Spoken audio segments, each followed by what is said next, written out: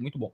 E o tema da educação, Ciro, você fala muito sobre o que você fez, né, em Sobral. Tenho amigos em Sobral, terra quente, terra boa, né? Pastor Miguel, um amigo lá de Sobral, faz um trabalho maravilhoso também com pessoas lá em necessidade. E Miguel falou muito bem das escolas de Sobral para mim. Aí eu perguntei, foi graças ao Ciro? Foi cor do Ciro isso aí? Não vou dizer a resposta dele, que eu não vou comprometer o Miguel. Mas como é que você fala muito sobre educação lá em Sobral, o que você fez com Sobral? O que é que você pretende para a educação no nível nacional? Se eu tiver 1 centavo desse sacrifício todo brasileiro para aplicar, eu vou aplicar em educação. Por quê? Porque essa é a única chance do filho do pobre mudar de vida. Não tem outra forma. Você ganha na loteria, é em 1 bilhão. Né? E até para jogar bem na loteria, a matemática ajuda. E aí, a educação não tem muito mistério, não. Isso não é tarefa de um fulano, isso é tarefa de uma geração. Primeiro, entender isso, é tarefa de planejamento, de coordenação e de envolvimento da comunidade educacional como um todo. Essencial é um bom professor, mas não se dispensa um bom gestor da escola. É preciso aplicar um currículo que erradica esse decoreba imbecil que faz com que a escola seja chata para o meninada de frequentar. Em tempos de Google, a escola tem que ensinar muito mais a perguntar do que a responder, associar informações que existem, criar uma informação nova, ter projeto de vida, abrir a cabeça para a pluralidade dos ângulos diversos em que as questões se apresentam para a vida humana, tecnologia, sabe, o mundo digital pede um profissional multi-habilidoso, habilitado para o treinamento em equipe, para a capacitação em equipe. A economia do conhecimento pede essa capacidade de julgar informações. E isso é o que nós estamos tentando fazer no Ceará. Hoje, o estado do Ceará tem o melhor IDEB do Brasil. E não é só iniciativa pública. Nós ganhamos, pastor Iago, 62 das 150 vagas do vestibular do ITA. Porque criou-se uma cultura de que valorizar a educação, e essa talvez é a maior obra que esse grupo, não sou eu, isso é muita gente, né? O Tasso, o Cid, o Camilo, o Roberto Cláudio, o Sarto, isso é muita gente trabalhando, mas a gente leva a fama, mas na verdade quem merece todas as medalhas e reconhecimentos são os professores. Sabe, os gestores escolares, os servidores, não é, de apoio, as merendeiras, os faxineiros, que estão aí fazendo uma coisa extraordinária. O mundo inteiro está descendo aqui no Ceará para ver exemplos de como se faz uma revolução educacional, ainda que esteja em ambiente de precariedade, de pobreza, de miséria e de dificuldades financeiras, como é absolutamente a realidade do Nordeste do Brasil e nossa também. O que é isso? Eu acho que eu não interrompi nenhuma resposta sua, eu acho. Talvez tenha Mas fica à vontade. Mas eu queria comentar, você falou você citou o ITA, né, como um exemplo. Eu não tenho esses dados, mas quantos estudantes de colégio público do Ceará foram aprovados no ITA nos últimos anos? Não é provável que tenha ainda nenhum, porque nós não chegamos nesse nível. Nós não chegamos. Mas a gente sabe que é mérito do ensino privado, né? O Farias Brito e o Ari de Sá são os grandes apoiadores. É a declaração que eu dei, que é uma cultura política no Ceará, que não é só a escola pública, você acho que não ouviu direito eu falando. Não é só a escola pública, mas a escola privada do Ceará também entraram nessa emulação. Né? Por quê? Porque os professores dessas escolas são preparados na rede pública. Você não duvide disso. Os professores dessa rede privada são preparados na rede pública. Sim, no ensino superior público, né? Sim, nas federais, estaduais. Estaduais, nós temos a URCA, a UVA, nós temos a UES preparando professores, e esses professores é que estão preparando os alunos. Não duvide disso, é uma cultura de educação que tomou conta do imaginário do Ceará e que está em risco, porque isso tudo pode ser jogado fora. Se a gente estabelecer um regime militar aqui, em escola cívico-militar, um papo furado do cacete, de quem nunca deu um dia de serviço para entender pedagogia, nem coisa nenhuma, e que alcança um povo sofrido, porque está vendo aí a baderna, a esculhambação, a degradação de costumes, e que cai nessas ilusões fascistas, bolsonaristas, que estão disseminadas no Brasil e aqui no Ceará. Mas, enfim, isto é o que eu vou levar para a presidência da República. Mas deixa eu lhe dizer, Iago, educação tem que ser investimento em professor para começar. Então é preciso retreinar todo o magistério brasileiro para sair do ensino analógico para o ensino digital, para a pedagogia do decoreba, do enciclopedismo raso, para uma pedagogia do conhecimento, para a pedagogia da economia do conhecimento, da economia digital. Isso impõe um caminho de incentivos, de requalificação, de retreinamento, mas de remuneração. Então, vou criar um fundo federal. Esse retreinamento será de adesão voluntária, mas haverá prêmios para as escolas que atingirem níveis não é? Como nós fazemos no Ceará. Hoje, por exemplo, a pior escola, quando não atinge a meta, é adotada pela melhor escola, e hoje você tem uma emulação. E nós mudamos o mecanismo de financiamento, que é o Estado que fez isso. Ao invés de distribuir o ICMS do Estado para os municípios, apenas pela população e pelo valor adicionado econômico, nós aumentamos o ICMS daqueles municípios que cumprem as metas de qualidade na educação. E vamos avançar agora para aqueles municípios, para melhorar também a transferência de renda para os municípios que cumprirem metas em saúde. Só acontece isso no Brasil, aqui no Ceará. Por isso que nós temos, com todas as dificuldades, com todos os problemas, nós temos aí uma política pública que está sendo copiada pelo Brasil inteiro. E é com essa vivência que eu vou à presidência da República, se for a vontade de Deus e do povo do Brasil. Ciro, você é bom de conversa, Ciro. Você conseguiu colocar como mérito do governo a aprovação de escolas particulares no ITA. Me rebata, pastor. Não. Claro que existe um nível de participação.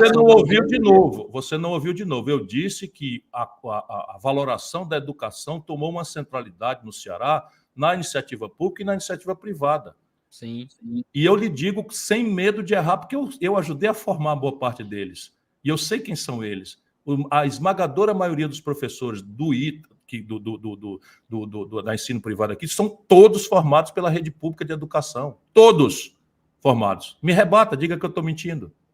Na escala dos 10... Não é que você está mentindo, né? Mas é uma visão muito, eu diria, otimista acerca da participação do governo na aprovação das pessoas no ITA. Claro que os professores são formados aí. Mas existe alguma coisa que precisa explicar melhor para a gente? Estou falando da sociedade.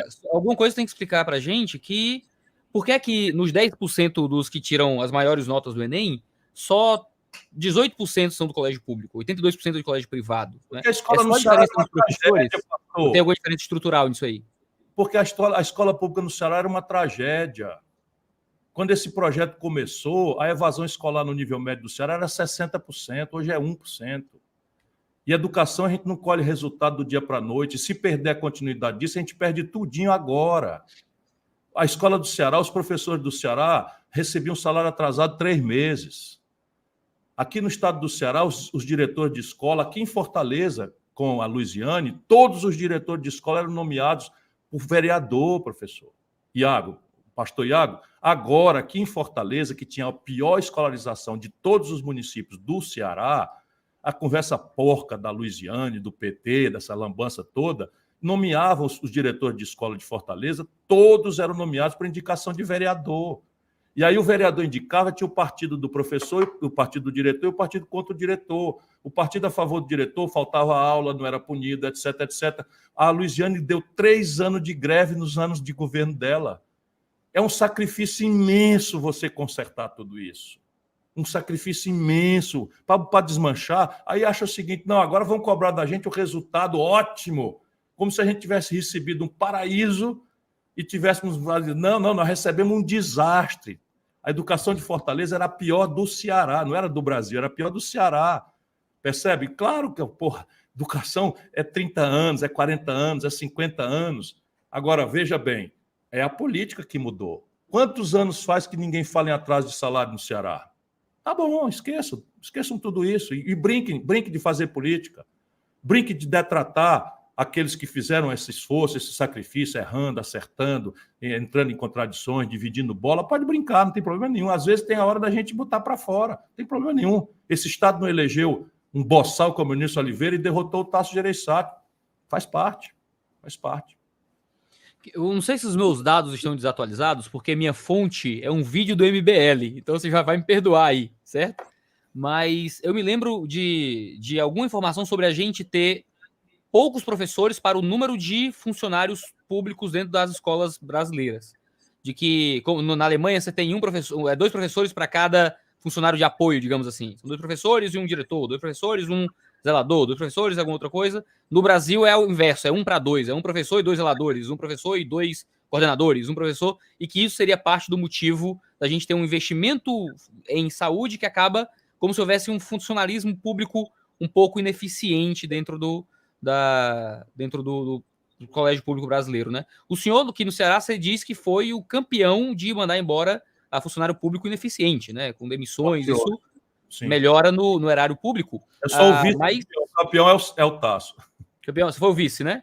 Eu fui o vice, Existe um plano de fazer talvez uma auditoria, uma análise um pouco mais inteligente desse tipo de coisa? Porque não pode ser só professor. Às vezes o cara que dá aula na Aridiçá é o cara que dá aula na escola, na mesma escola ali, entendeu? Existe uma estrutura em volta que precisa também ser analisada para entender o que está acontecendo. Eu tinha professores no Aridiçá eu era bolsista no Aridiçá. Eu estudei em colégio do Estado até a 4ª série, fui para um colégio público, fui para o Tomás Pompeu Sobrinho, certo? Era um colégio assim, nível colégio público degradado, uma coisa horrível. E houve o primeiro projeto Somar, se eu me lembro. Virou projeto Somar o nome? Se chamava Linguagem das Letras e dos Números. Foi uma prova de matemática, eu fui um dos primeiros lugares do Ceará. Vou me vangloriar aqui do Iago de 13 anos, sei lá. Depois eu desaprendi tudo de matemática, não sabia de nada. E o Aridiçá me chamou para estudar lá. Então eu estudei em colégio público até a 5ª série. Na 6ª série em diante, eu fui estudar no Aridiçá de graça.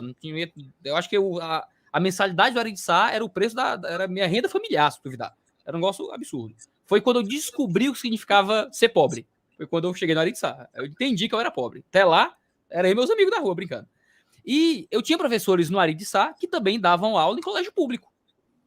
Mas o pessoal que se formava no Enem, que entrava no UFC, era o pessoal do Aridiçá, não era o pessoal do colégio público. Né? Será que é porque o cara dava uma aula ruim pro pessoal do colégio público e dava aula boa por isso? Não era. Obviamente não era. Né? Você tem tanto a questão socioeconômica, o cara do Aridiçá come 5 vezes por dia, tem uma mãe, pai que cuida, o cara de uma família pobre tem uma outra situação de vida, obviamente, mas há de se pensar também em alguma coisa que explique esse processo do colégio público ser tão sofrido, né?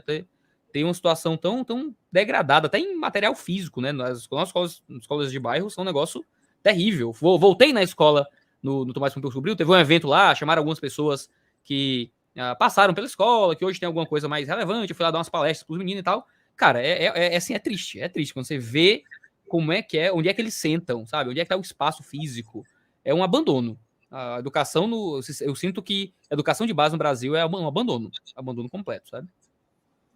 Você já foi visitar uma escola profissionalizante de nível médio do Ceará? Sim. Minha esposa trabalhou em uma.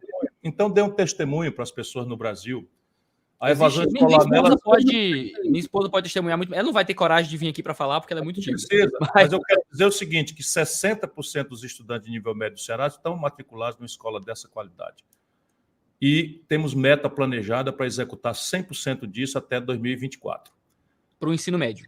Para o ensino médio. No ensino básico, que é a tarefa dos municípios, nós estamos batendo recorde do IDEB. Isso é concreto, meu irmão. É só fazer o cálculo, é só olhar. 82 das 100 melhores escolas do Brasil estão no Ceará. Isso tudo bem, falta muita coisa, mas é fato concreto que homenageia, não é a política, homenageia os professores, homenageia a família dos alunos que está envolvida no processo pedagógico. É tudo uma novidade muito importante que está acontecendo.